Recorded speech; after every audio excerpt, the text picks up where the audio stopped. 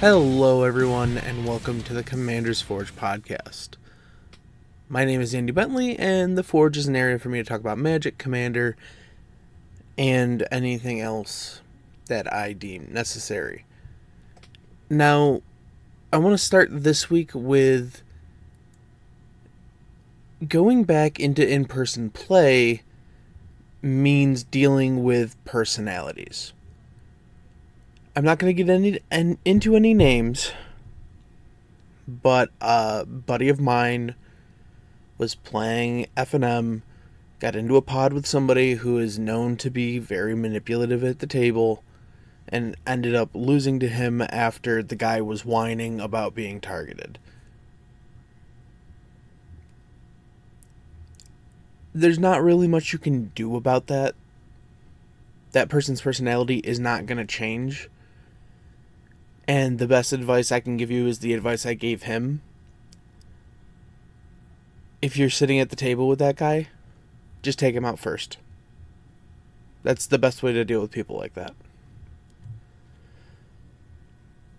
But now to piggyback on to that topic, we get to talk about my LGS. Because back to in-person play.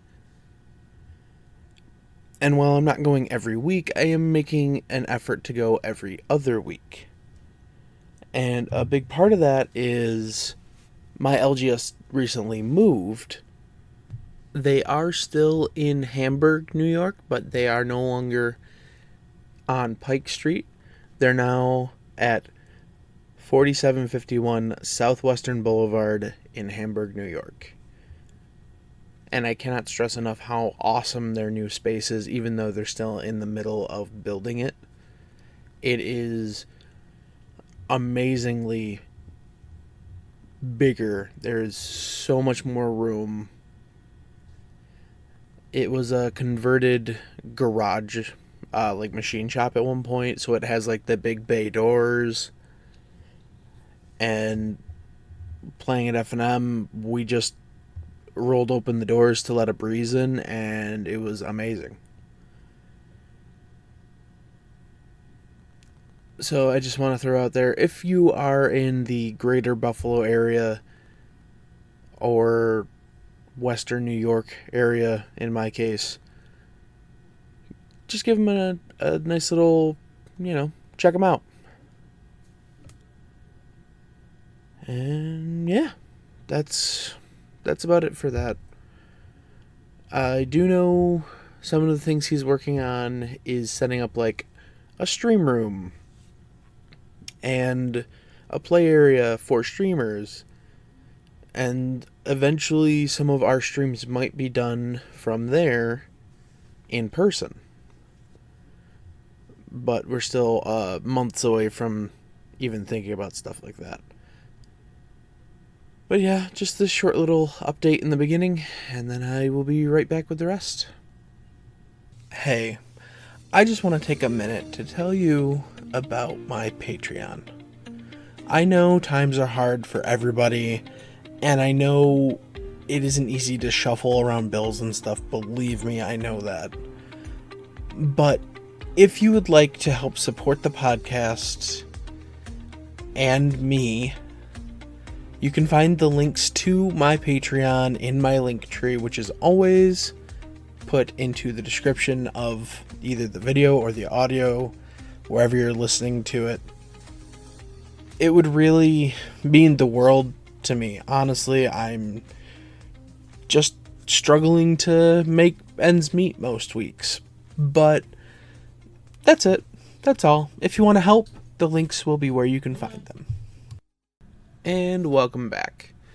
Now, for this part, we're going to go into a small deck tech about treasures. There has been more treasure commanders coming out recently, but I got the question of why didn't I build Prosper? And my answer to that was it was too broken. Now, what do I mean by that? I mean, when people see Prosper, they're going to start going after the person playing Prosper. So instead, I built Kalain. Kalain Reclusive Painter is a black and a red for a 1/2 human elf bard. When Kalain enters the battlefield, create a treasure token, and other creatures you control enter the battlefield with a +1/+1 counter on them for each mana from a treasure spent to cast them. It's not as scary looking as Prosper, and we just kind of leaned into making tokens and, big old creatures. So let's just start with tokens, right? Going off first, we have Big Score, 3 and a red. It's an instant. As an additional cost, you discard a card, but you draw 2 cards, create 2 treasure tokens. And then we have its functional clone for 2 and a red. It's Seize the Spoils. The only difference is you only create 1 treasure token, but you still discard a card to draw 2. Unexpected Windfall is 2 red for an instant with, as an additional cost, discard a card, draw 2, create 2 treasures. And then Grim Bounty is 2 black for destroy target creature or planeswalker and create a treasure token at sorcery speed. But when we look at treasures, especially in these colors, well, first off, everybody just thinks about Academy Manufacturer. 3 generic mana for a 1/3 artifact creature assembly worker. If you would create a clue, food, or treasure token, instead you create 1 of each. Yeah, that card, I'm surprised it hasn't jumped as much as I thought it was going to at this point. But moving on. We have our Grim Hireling, 3 and a black for a 3/2 Tiefling Rogue. Whenever 1 or more creatures you control deal combat damage to a player, create 2 treasure tokens, and you can pay a black and sacrifice X treasure tokens. Target creature gets -X/-X till end of turn, activate only as a sorcery. The thing I love about this is if you hit multiple players, you're going to get multiple instances of those 2 treasures. Glittering Stockpile is 2 and a red. It is an artifact treasure. You can tap it to add red, and then you put a stash counter on it, and you can tap it and sacrifice the stockpile to add X mana of any one color, where X is the number of stash counters on Glittering Stockpile. Captain Lannery Storm is 2 and a red for a 2/2 human pirate with haste. Whenever she attacks, you make a treasure, and whenever you sacrifice a treasure, Lannery gets +1/+0 till end of turn. Then there's just kind of... I guess the last one I want to talk about with treasure creation is Hoarding Ogre. It's 3 and a red for a 3/3 Ogre. When it attacks, you roll a d20. On 1 to 9, you make a treasure token. On 10 to 19, you make 2 treasure tokens, and on a 20, you make 3 treasure tokens. So, base average, you're most likely going to make 2 treasures whenever he attacks. But then we pair that up with stuff like Zorn. 2 and a red for a 3/2 elemental. If you would create 1 or more treasure tokens, instead you create those tokens plus an additional treasure token. Gadrick the Crown Scourge is 2 and a red for a 5/4 dragon with flying, can't attack unless you control 4 or more artifacts, and at the beginning of your end step, create a treasure token for each non-token creature that died this turn. Right, I think that gets through the bulk of treasure creators, and let's move a little more into the combo-y side of things. And that's going to start with Magda Brazen Outlaw. 1 and a red for a 2/1 Dwarf Berserker. Other dwarves get +1/+0. Okay. Whenever a dwarf you control becomes tapped, create a treasure token, and then sack 5 treasure tokens to search your library for an artifact or dragon card. Put that card onto the battlefield, and then shuffle your library. So the main goal is to play her when we already have 5 treasures and immediately sack them to get her best friend, Maskwood Nexus. 4 mana artifact. Creatures you control are every creature type. The same is true for creature spells you control and creature cards you own that aren't on the battlefield. You can pay 3, tap it, and make a 2/2 blue shapeshifter creature token with Changeling. So with those 2 cards on the battlefield, everything we control is a dwarf and a dragon.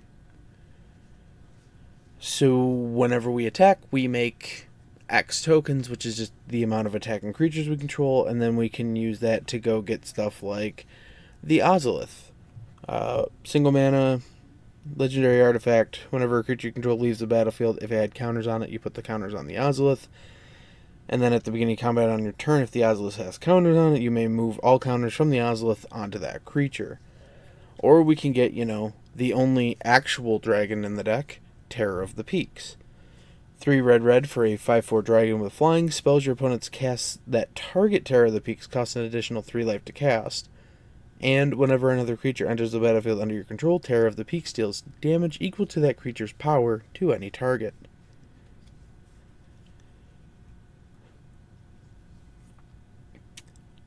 But if we're going to talk about tutoring in the deck, because the deck does have some tutors because we're leaning on combos in here, we have stuff like Vargoth, Bloodsky Sire. 2 and a black for a 2/3 with Demon Rogue with Death Touch. It has Boast for 1 and a black. Target player searches their library for a card, then shuffles their library and puts that card on top of it. We have Razaketh, the Foul-Blooded. 5 black for an 8/8 demon with flying, trample, and pay 2 life. Sacrifice another creature to search your library for a card and put that card into your hand and then shuffle your library. And then the main win conditions are going to be Aggravated Assault. It's 2 and a red for an enchantment that you can pay 3 red to untap all creatures you control, and after this phase, there's an additional combat phase followed by an additional main phase. Play this ability only anytime you could play a sorcery. Or we can go for the ever popular Kiki combo. Kiki Jiki Mirror Breaker. 2 red for a 2/2 Goblin Shaman with haste, and you can tap it to put a token that's a copy of target non-legendary creature you control onto the battlefield. That token has haste. Sacrifice it at the beginning of the next end step, and we pair that up with Zealous Conscripts. 4 and a red for a 3/3 human warrior with haste. When Zealous Conscripts enters the battlefield, gain control of target permanent until end of turn. Untap that permanent, it gains haste until end of turn. So the way this works, you play Kiki Jiki. You tap it to make a copy of something. You play Zealous Conscripts. Untap Kiki Jiki. Tap Kiki Jiki. Make a copy of Zealous Conscripts. Untaps Kiki Jiki. Tap Kiki Jiki. Make another copy of Zealous Conscripts. This is an infinite combo that gives you the ability to swing out with however many Zealous Conscripts you want. And then our backup to that is a Mirage Mirror, because it can become a copy of any one piece of that combo. And that's kind of it. That's my take on Rakdos tokens. Well, treasure tokens. And yeah, I don't really have anything else to add. So, I'll see you next time. Thank you for listening. All of my links can be found in my link tree in the description below. I would like to thank Ian Foss and Cody Mulpey of the band The Crypt for allowing me to use music for my opening and ending, along with Nate and Erica Jacobs for making my original logo. And I would also like to thank Christina McNichol for creating my new logo. And I'll see you next time.